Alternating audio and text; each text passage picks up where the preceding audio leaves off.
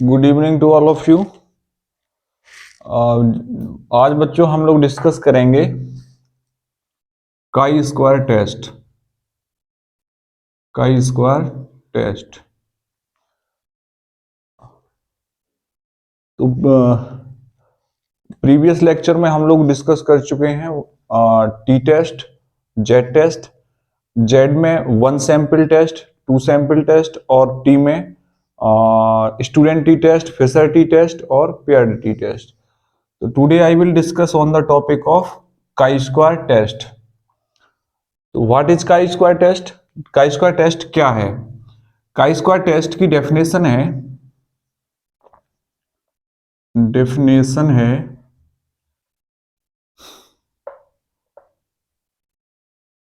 Square of standard normal variate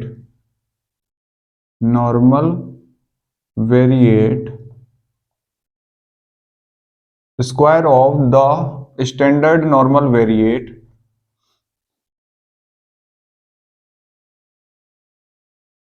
with 1 degree of freedom. 1 degree of freedom is known as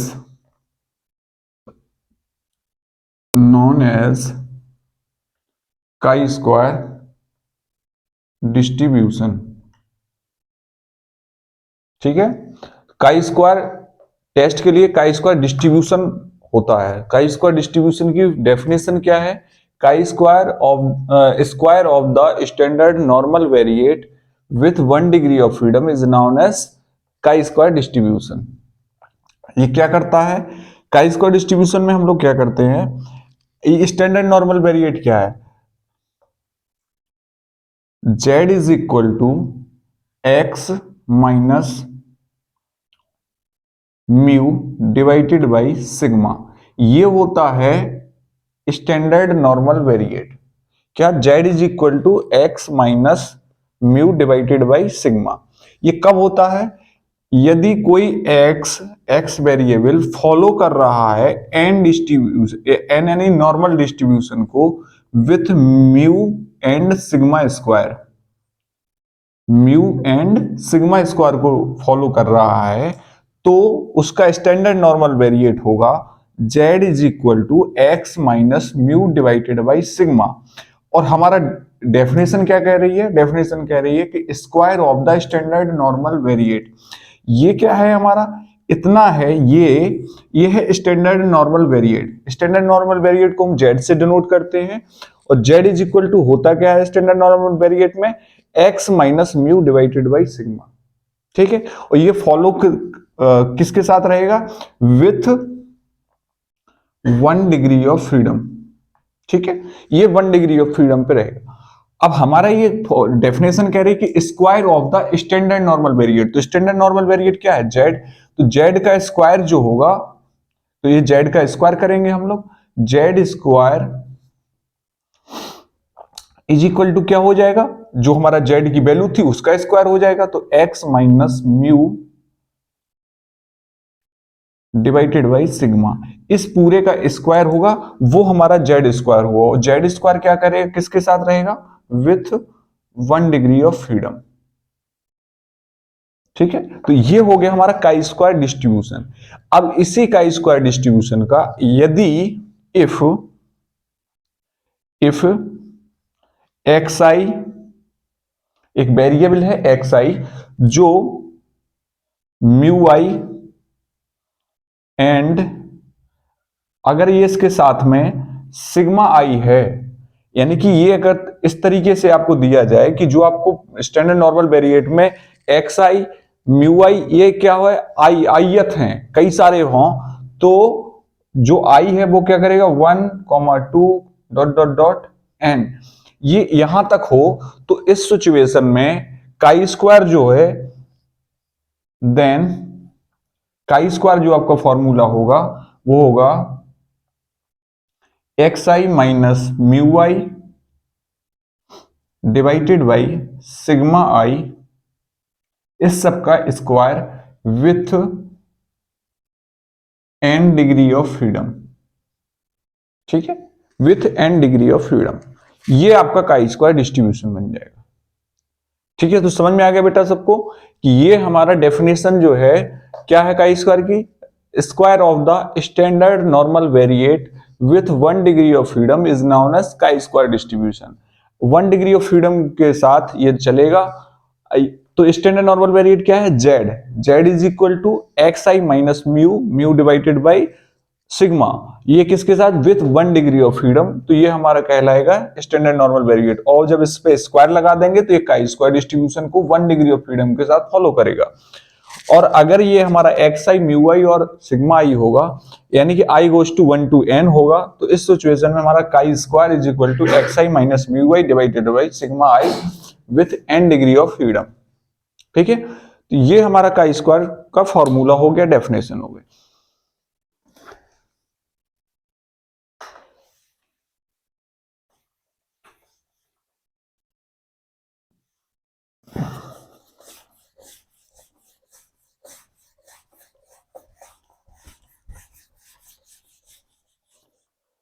अब बात आती है कि ये काई स्क्वायर डिस्ट्रीब्यूशन है या काई स्क्वायर टेस्ट है, ये यूज कहां होगा। काई स्क्वायर टेस्ट यूज होता है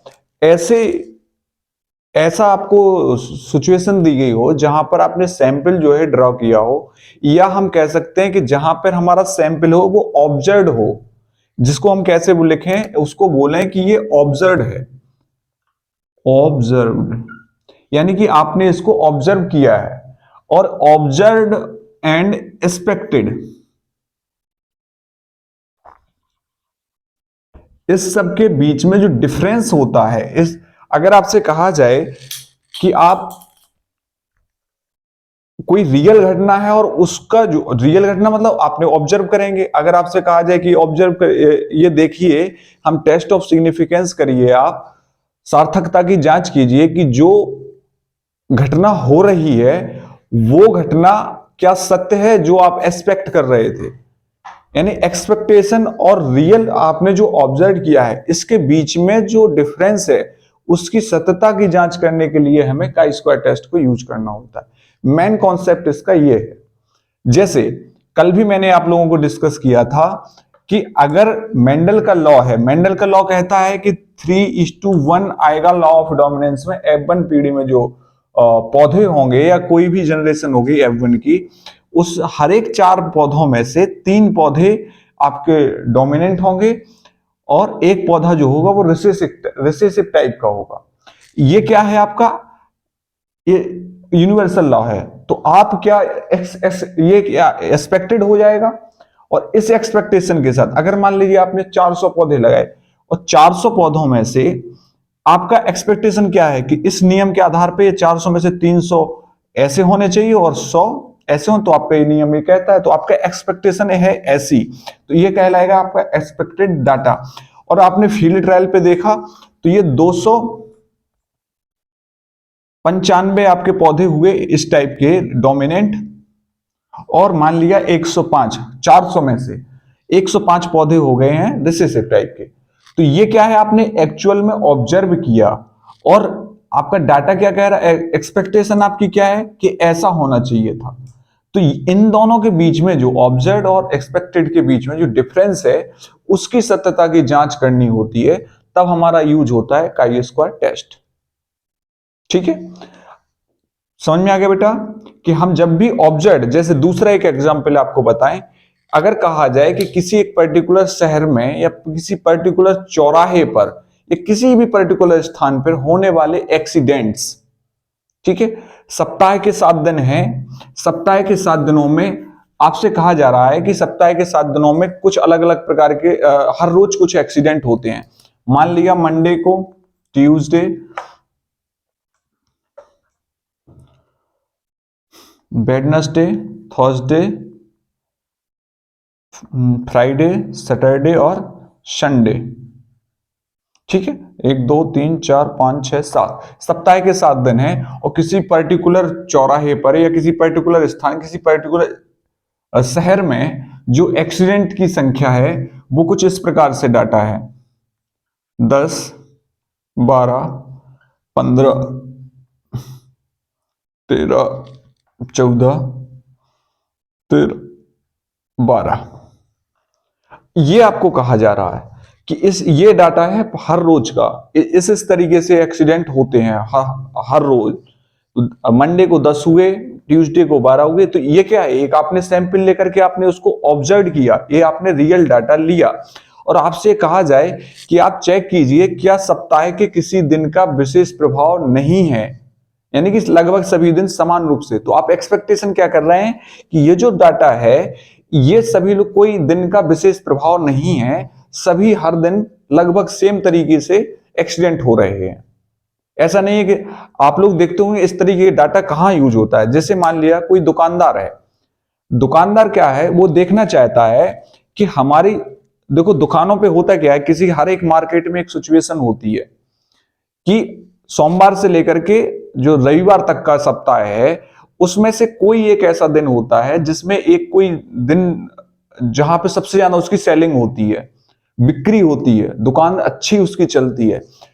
तो मान लिया कि जैसे मतलब झांसी का बाजार है, झांसी का बाजार मंगलवार को बंद रहता है, तो मंगलवार के बाद जो बुधवार आएगा ना, उस दिन उसकी डिमांड, उसकी दुकान की बिक्री होगी वो अधिक होती है। तो दुकान की बिक्री अधिक होगी तो वो क्या चाहेगा, वो इसलिए इस चीज की गणना करना चाहता है कि किसी किसी दिन हमारी ज्यादा होती है, तो उस दिन वो दुकान बंद नहीं करना चाहेगा। ठीक है, इसलिए वो ये देखना चाहता है अगर उसकी सभी दिन समान दुकान चलती है, उसका कोई फर्क नहीं पड़ता दुकान बाजार बंद होने या ना होने से, सभी दिन एक जैसी दुकान चलेगी, तो वो किसी भी दिन उसको कोई काम होगा तो बंद कर देगा।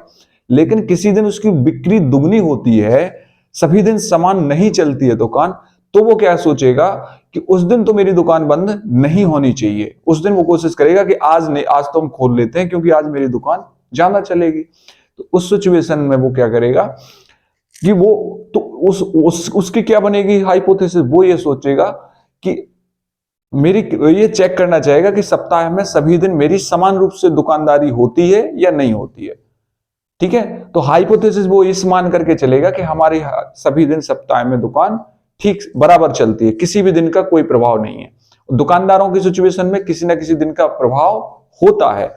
सिमिलरली कोई वो अधिकारी ये जांच करना चाह रहा है कि झांसी में कोई ट्रैफिक के हिसाब से सोचना चाह रहा है, कोई नियम लगाना चाह रहा है कि क्या किसी दिन का इफेक्ट है, कि ऐसा तो नहीं है कि कोई खास दिन है जिस दिन जाना एक्सीडेंट होते हैं, तो उस दिन वो अपनी ट्रैफिक पुलिस को बढ़ा देगा, तो वो जांच करना चाह रहा है केवल।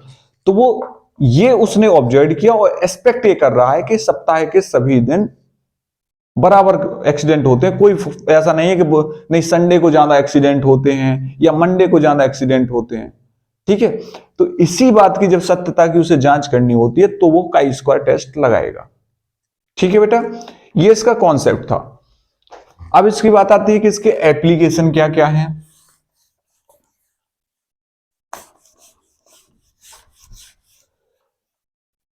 इसके एप्लीकेशन होते हैं 5। ठीक है, 5 एप्लीकेशन होते हैं काई स्क्वायर के। काई स्क्वायर के 5 एप्लीकेशन में एक होता है to test of the goodness of fit.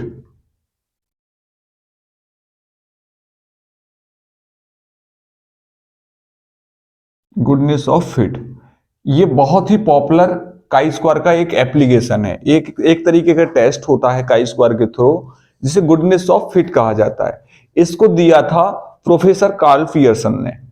ठीक है, इसको किसने दिया था, प्रोफेसर कार्ल पियर्सन ने, जो पहला एप्लीकेशन है इसका स्क्वायर का, goodness of fit.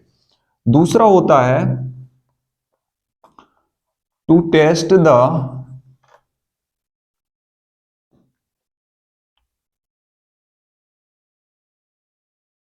Consistency table, या इसको कई बार जगह एट्रीब्यूट्स करके लिखा होता है, to test the different attributes.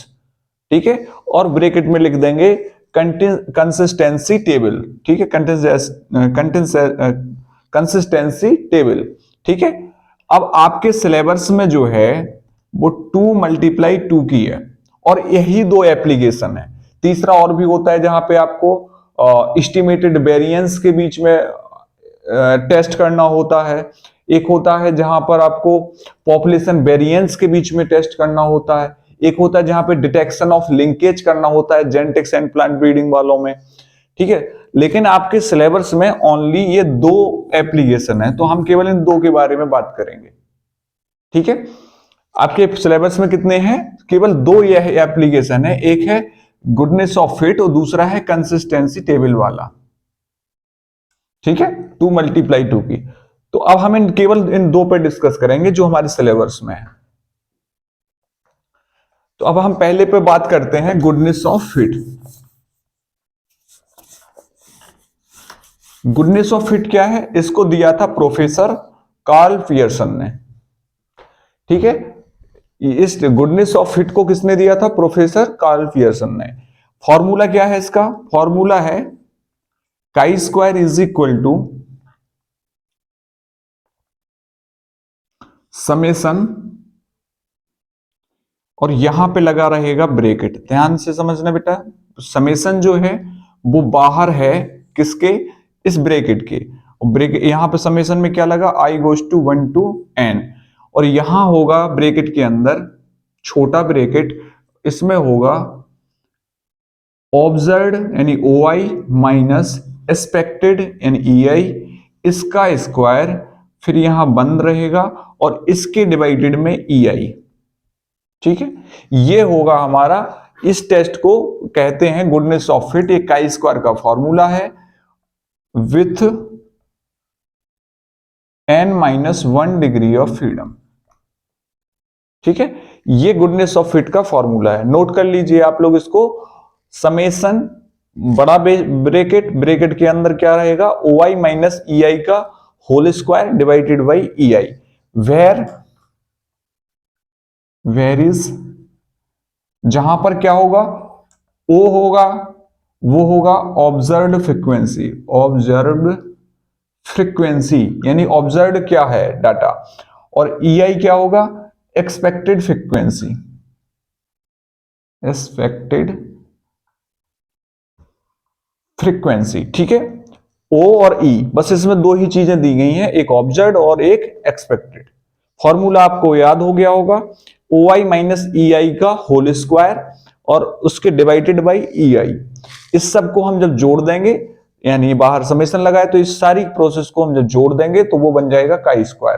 इस फॉर्मूले को बोला जाता है गुडनेस ऑफ फिट।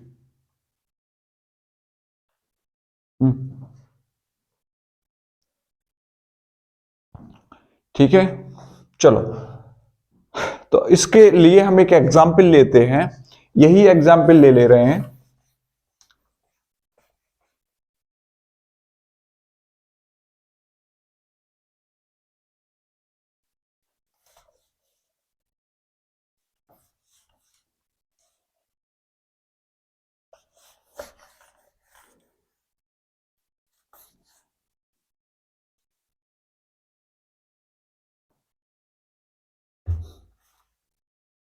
एग्जाम्पल है, इसको हम, एग्जाम्पल थोड़ा बड़ा होगा, हम इसको लिखेंगे नहीं, आप लोग उसको समझ लीजिए एग्जाम्पल को।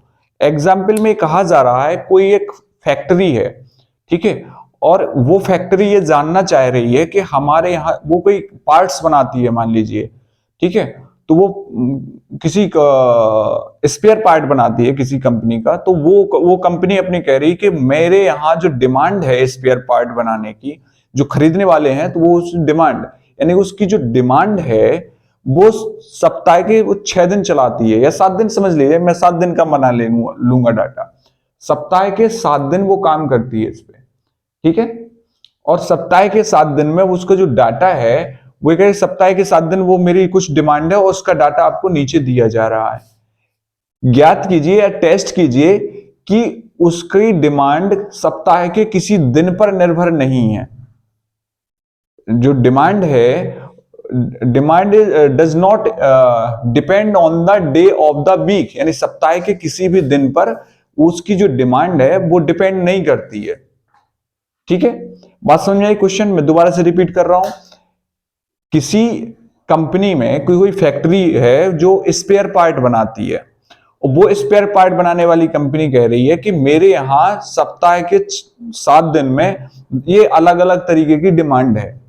ठीक है, अब यह डिमांड चेक करिए कि क्या यह डिमांड सप्ताह के किसी भी दिन में किसी भी दिन से कोई उस पर प्रभाव नहीं पड़ता है। ठीक है, यह सवाल है। तो आपको उस सप्ताह के जो दिन है वो इस तरीके से दिए गए हैं: मंडे, ट्यूसडे, वेडनेसडे,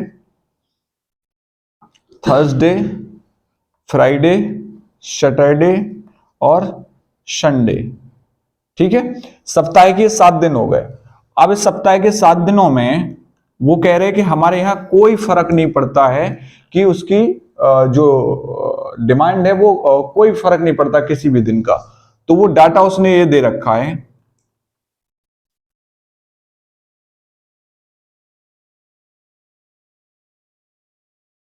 सेवेंटी, 72, 75, 74, 72, 74, 75, ये डाटा आपको दिया है उसने। ठीक है, ये 72 ये सब उसके पैकेट हो सकते हैं या उसके कोई बंडल हो सकते हैं। ठीक है, तो ये कुछ डाटा है, ये दिया है सप्ताह के सभी दिनों में। यानी कि मंडे को उसके 70 बिकते हैं, ट्यूसडे को 72 बिके हैं, वेडनेसडे को 75 बिके। इस तरीके से उसके डाटा सप्ताह भर का पूरा लेखा जोखा ये है। अब वो ये कह रहा है जांच कीजिए कि क्या मेरे सप्ताह के किसी भी दिन से इस पे कोई फर्क नहीं है मेरी कंपनी के डाटा पे, और समान रूप से बिकता है मेरा डाटा। आपको इसी चीज की चेक करनी है। तो अब ये क्या है, एक किस तरीके का डाटा है? ये तो उसने ऑब्जर्व किया है, जो ये जांच करने गया उसने सप्ताह के सभी दिन का रिकॉर्ड किया डाटा, और वो डाटा उसको ये मिला। ठीक है, अब आपको क्या करना है? अब आपको ये चेक करना है कि क्या इसका प्रभाव पड़ रहा या नहीं पड़ रहा। ठीक है, तो हम इसको देखते हैं। तो ये जो एक्सपेक्टेड होगा, अगर सप्ताह के किसी भी दिन में कोई फर्क नहीं पड़ रहा तो हम कह देंगे कि सब सप्ताह में सभी दिन एक ही तरीके का डाटा है। तो एक अगर तो हम इसको इसको क्या करेंगे, एक औसत निकालेंगे। जो औसत होगा, मतलब औसत रूप से सभी का, अगर किसी दिन कम बड़ एकाध होता है तो वो औसत में आएगा। तो इसके लिए हमें एक्सपेक्टेड डाटा के लिए एक्सपेक्टेड, उसके लिए ये हो जाएगा ऑब्जर्व्ड, ये हो जाएगा एक्सपेक्टेड। एक्सपेक्टेड के लिए क्या करना है, पर जो हमने ऑब्जर्व किया है डाटा, उस ऑब्जर्व डाटा को हम उसका क्या निकालेंगे, मीन। ऑब्जर्व डाटा का मीन निकालें तो 5 2 7 4 11 2 13 13 4 17 17 5 22, 22 में 7 का भाग देंगे तो कितना, तो उसमें आ जाएगा। तो अगर 7 का भाग 21 कर दें तो ये सही से कट जाएगा। किसी के कहीं पे एक वैल्यू कम करते हैं, कहां हो सकती है? इस 75 को हम 74 कर देते हैं।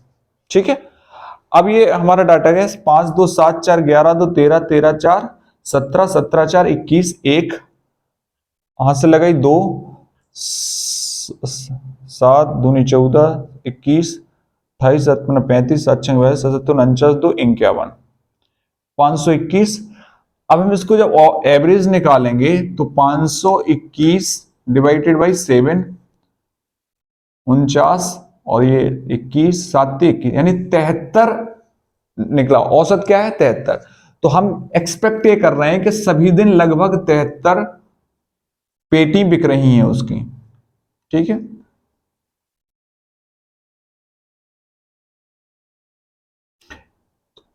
अब आप लोग समझे इस चीज को कि ये जो डाटा है, अब ये मैं एक्सपेक्ट ये कर रहा हूं कि लगभग सभी दिन औसतन 73 बिक रही हैं। तो जो लगभग मैं अंदाज एक्सपेक्ट कर रहा हूं, यही हमारा एक्सपेक्ट हो जाएगा। और ऑब्जर्व यानी जो रियल में हमें डाटा मिला वो ये है। इसको भी टोटल करेंगे तो ये भी आपका 521 ही आएगा। ठीक है, तो अब हमें इसी दोनों के बीच, क्योंकि एक्चुअल ये है डाटा और एक्सपेक्ट मुझे मैं क्या कर रहा हूं कि 73 होना चाहिए हर रोज, लगभग 73। अगर देखो दूसरा आपको एग्जांपल, अगर किसी को इसमें डाउट समझ में आ रहा हो, अगर मैं मान लिया कि मुझे जो पैसे मिल रहे हैं पर डे, मैं सप्ताह में 7 दिन काम करता हूं और मुझे रोज कुछ ना कुछ कमाई होती है मेरी। ठीक है, किसी दिन मेरे पास मान लीजिए मेरे पास 70,000 आते हैं, किसी दिन 72,000 आते हैं, किसी दिन 75,000, किसी दिन 74, तो लगभग हम यही कहेंगे कि हमारे यहाँ लगभग मेरे समान रूप से कोई मेरा दिन का प्रभाव नहीं है। ऐसा नहीं है कि संडे को मेरे पास जाना आ जाती हो कमाई, लगभग मेरे तो सभी दिन समान है। तो मैं कह सकता हूं कि मेरी लगभग सभी दिन इनकम बराबर है, मेरे यहां मेरी इनकम में मेरे दिनों का कोई प्रभाव नहीं है। समझ में आई ना? अगर यही डाटा अगर हम किसी मंदिर के पुजारी से कहें तो मंदिर का पुजारी के पे इफेक्ट पड़ेगा। अगर मंदिर का पुजारी कहे मेरे यहां 70 श्रद्धालु आते हैं मंडे को, ट्यूसडे को, तो अगर ये मान लीजिए हनुमान जी का मंदिर है तो ये 72 नहीं होता, फिर ये होता था 200-300, क्योंकि मंगलवार को हनुमान जी के मंदिर में भीड़ आएगी। अगर फिर वो पुजारी कहे नहीं नहीं मेरे यहाँ मंदिर पे जो श्रद्धालु लोगों की संख्या है उसका दिनों का कोई प्रभाव नहीं है, वहां पे एक नहीं होगा रूल। वहां पे तो होगा कि नहीं आपके यहां दिनों पर प्रभाव है, वहां जो आप नल हाइपोथेसिस मानेंगे वो वहां गलत आ जाएगी, क्योंकि जब नल हाइपोथेसिस मानेंगे कि दिनों का कोई प्रभाव नहीं है तो रिजल्ट आपका लास्ट में आ जाएगा कि नल हाइपोथेसिस इज रिजेक्ट, क्योंकि वहां पे दिनों का प्रभाव है। मंगलवार और शनिवार को ज्यादा भीड़ होती है मंदिर में। तो यहां सिचुएशन ये है कि मंडे ट्यूसडे का कोई प्रभाव नहीं है, तो औसत रूप से प्रतिदिन आपके इतने पार्ट्स बिक रहे हैं। ठीक है, तो ये इसलिए हमने औसत निकाला और यही मैं एक्सपेक्ट कर रहा हूं कि सभी दिन लगभग 73 पेटी बिक रही हैं, मतलब कि रियल में क्या है, ऑब्जर्व ये डाटा है। चलो अब इस सवाल से हम देखेंगे कि हमें हाइपोथेसिस क्या माननी है। हाइपोथेसिस मुझे ये माननी है कि observe is equal to expected, यानी कि जो ऑब्जर्व डाटा है और एक्सपेक्टेड डाटा है उसमें कोई अंतर नहीं है, दिनों का कोई प्रभाव नहीं है, ये मान के हमें चलना है। यहाँ पे दिनों का कोई प्रभाव नहीं पड़ रहा है उसकी डिमांड पर। ठीक है, तो O इज इक्वल टू ई, और आप अगर लिखना चाहें आगे इसमें दैट इज करके लिख दीजिए कि हम ये कह सकते हैं, या O इज इक्वल टू ई का मतलब है कि इस फैक्ट्री में जो स्पेयर पार्ट्स हैं उसकी जो डिमांड है उसका जो दिन है उनका कोई प्रभाव नहीं पड़ रहा है। दूसरा, नल हाइपोथेसिस के बाद अल्टरनेटिव हाइपोथेसिस क्या मानेंगे? अल्टरनेटिव हाइपोथेसिस होगी कि observed data does not equal to E, यानी ऑब्जर्व्ड और एक्सपेक्टेड डेटा में ये दोनों बराबर नहीं है, इनमें अंतर है। ठीक है, तो ये दो हाइपोथेसिस हो गई। लेवल ऑफ सिग्निफिकेंस 5% रहेगा, level of significance is equal to 5%। फिर क्या करेंगे हम लोग, फिर हमें देखना कि टेस्ट कौन सा लगेगा। तो ऑब्जर्व और एक्सपेक्टेड में हमेशा हमें कौन सा लगाना है, गुडनेस ऑफ फिट वाला। तो यहां पे फॉर्मूला लगेगा काई स्क्वायर का गुडनेस ऑफ फिट। तो फॉर्मूला क्या है, summation I goes to 1 to n bracket में O I minus E I का whole square divided by E I. ठीक है, ये हमारा फॉर्मूला। तो अब हमें देखो ये ऑब्जर्व ओ मिल गया है और ई एक्सपेक्टेड मिल गया है, हमें क्या चाहिए, ओ और ई चाहिए था। अब हमें इन पे कुछ प्रोसेस ओ माइनस ई करना है, तो यहां हम करेंगे ओ आई माइनस ई आई। ठीक है, फिर क्या करना पड़ेगा, ओ आई माइनस ई आई का होल स्क्वायर। तो ओ आई माइनस ई आई यानी इसी वैल्यू का स्क्वायर, तो हम इसको मिटा रहे हैं।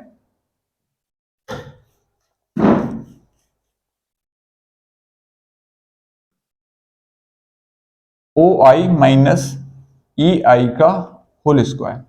फिर इसके बाद हमें क्या चाहिए था, O I minus E I का होल स्क्वायर, और उसमें भाग देना था O I minus E I divide whole square divided by E आई।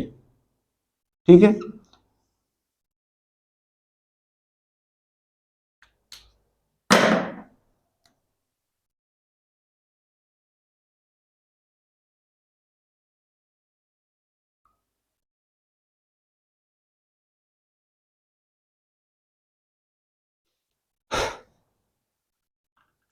तो ओ से ई को माइनस करेंगे तो क्या हो, 70 से 73, ये क्या हो जाएगा, माइनस का 3।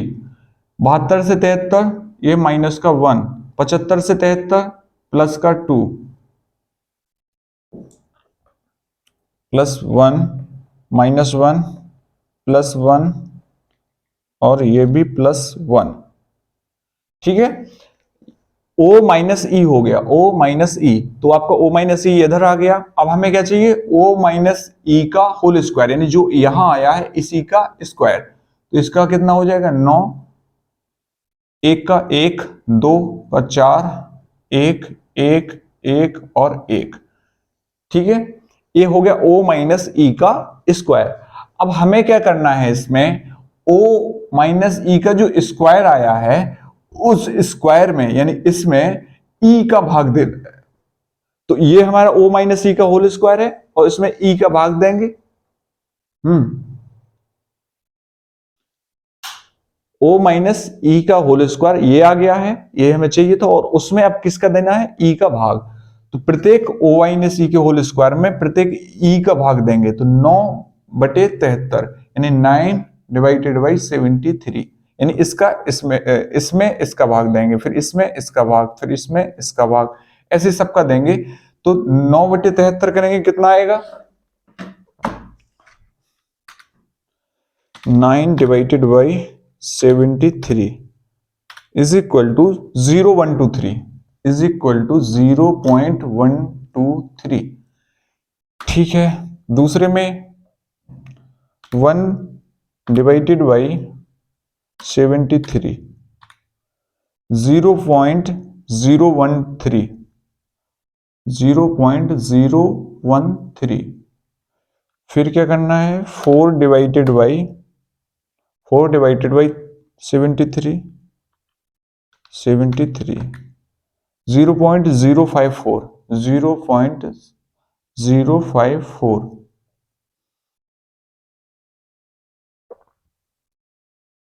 ठीक है, बाकी सब में आपका वही 1 में 73 जाएगा, तो यहां पे भी 0.013, 0.013, 0.013, 0.013।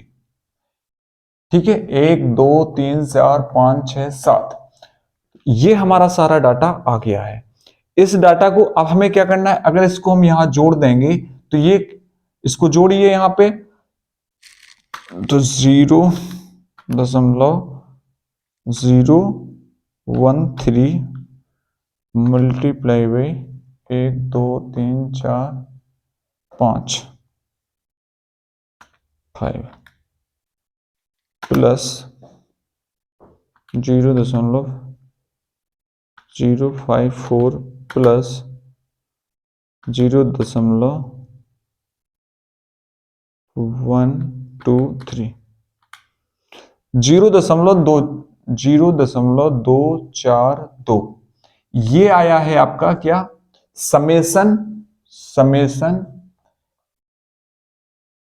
ओ आई माइनस ई आई, यानी ये वाली वैल्यू, इसका whole square divided by E आई, ये आ गया आपका। इस समेशन कर दिया, सभी पदों को हमने i goes to 1 to n तक के पदों को जोड़ दिया है, तो ये हमारा आ गया। यही तो हमारा काई स्क्वायर था, काई स्क्वायर का फॉर्मूला क्या था, यही था। तो ये जो वैल्यू आई है यही आपका काई स्क्वायर का कैलकुलेटेड वैल्यू आ गई, यही आंसर है। आंसर क्या आ गया आपका, 0.242। ठीक है, ये काई स्क्वायर की कैलकुलेटेड वैल्यू आ गई। अब हमें क्या करना है, इस कैलकुलेटेड वैल्यू को टेबल की वैल्यू से ज्ञात करना है। टेबल की वैल्यू काई स्क्वायर की कैसे दिखेगी, n-1, n-1 पर हम देखेंगे तो n-1, n कितना है, 7 है, 7 में से एक जाएगा तो 6 डिग्री ऑफ फ्रीडम पे जब हम इसको देखेंगे तो ये लगभग 11-12 के समथिंग आएगी। ठीक है, मुझे एग्जैक्टली क्यों मेरे पास टेबल नहीं है, आप लोग गूगल पे आपके बुक में पीछे दिया गया होगा, उस पे देख लेना। 6 डिग्री ऑफ फ्रीडम पे 5 लेवल ऑफ सिग्निफिकेंस पे टेबल की वैल्यू दी गई होगी काई स्क्वायर पे, या तो गूगल की मदद से आप देख लेना, तो उसकी जो वैल्यू लगभग 11 या 12 होगी। ठीक है, 11 दशमलव कुछ या 12 दशमलव कुछ, तो उस वैल्यू से क्या है, ये बहुत छोटी है।